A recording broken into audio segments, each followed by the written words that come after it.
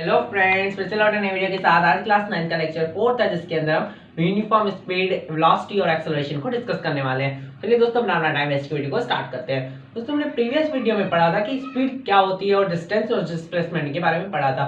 तो आज स्पीड का एक टाइप है जिसको हम कहते हैं यूनिफॉर्म स्पीड। अब यूनिफॉर्म स्पीड क्या होती है? वर्ड यूनिफॉर्म से पता चल रहा है कि कुछ एक जैसा, कुछ सेम। जैसे हम स्कूल में जाते हैं, स्कूल में हम यूनिफॉर्म्स पहनते हैं। हमारे जहाँ पे इर्द गिर्द जो भी बच्चे होते हैं सब एक ही तरह में होते हैं, मतलब एक ही यूनिफॉर्म में होते हैं, सब एक जैसे होते हैं, मतलब बराबर। तो अब इसकी डेफिनेशन देख लेते हैं कि यूनिफॉर्म स्पीड कैसे होती है। An object covers an equal distance in equal interval of time is known as uniform speed. अगर कोई भी ऑब्जेक्ट, कोई भी बॉडी अगर चल रही है तो वो इक्वल टाइम में इक्वल डिस्टेंस कवर करे तो उसकी जो स्पीड होगी वो यूनिफॉर्म होगी। अब किस तरह से? फॉर एग्जाम्पल, एक कार है हमारे पास, कोई भी एक हमारे पास कार है जो कि जा रही है।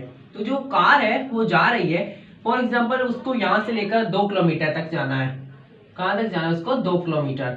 तो 2 किलोमीटर अगर वो जा रही है तो उसकी स्पीड हमारे पास सेम होनी चाहिए। मतलब अगर वो 2 किलोमीटर जा रहे हैं तो उसकी सेम स्पीड से इतने ही टाइम में वो अपनी कवर करे। फॉर एग्जाम्पल, उसने 1 किलोमीटर, मतलब यहाँ से हाफ, इतना जो 1 किलोमीटर उसने कवर किया वो उसने कवर किया 10 मिनट में। तो उसने दूसरा जो किलोमीटर है, बाकी जो एक बच गया, वो भी अगर उसने 10 मिनट में कंप्लीट किया तो मतलब उसने equal distance equal interval of time में कवर किया। तो ऐसे को हम कहेंगे यूनिफॉर्म स्पीड। मतलब कि ऐसी स्पीड जिसके अंदर equal distance equal interval of time में कवर हो। तो जैसे कि इसमें दो किलोमीटर का डिस्टेंस था और उसने 20 मिनट्स में कवर किया, लेकिन जो 1 किलोमीटर था वो 10 मिनट में और दूसरा 1 किलोमीटर 10 मिनट में। तो मतलब उसने equal distance equal interval of time में कवर किया। तो ऐसी स्पीड जिसके अंदर equal distance equal interval of time में कवर हो तो उसको हम यूनिफॉर्म स्पीड कहते हैं। नेक्स्ट है velocity.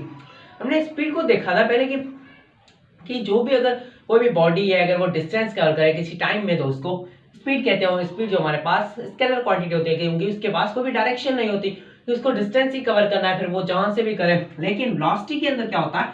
Displacement covered by body in a unit time is called velocity. Displacement इस बार कवर होना चाहिए। अब डिस्प्लेसमेंट क्या मतलब? कोई डायरेक्शन। अगर डायरेक्शन होगी तो वेक्टर क्वांटिटी होगा।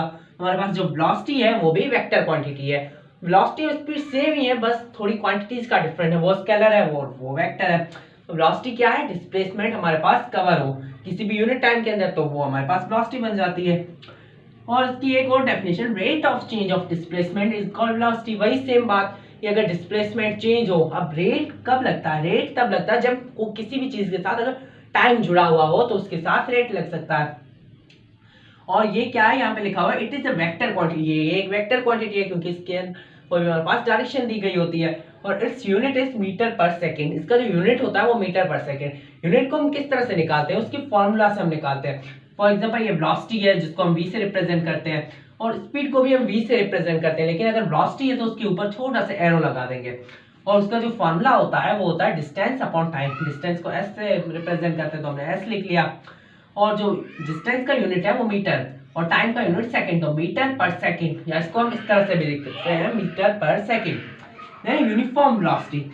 अ body covers equal displacement in equal interval of time is called uniform velocity.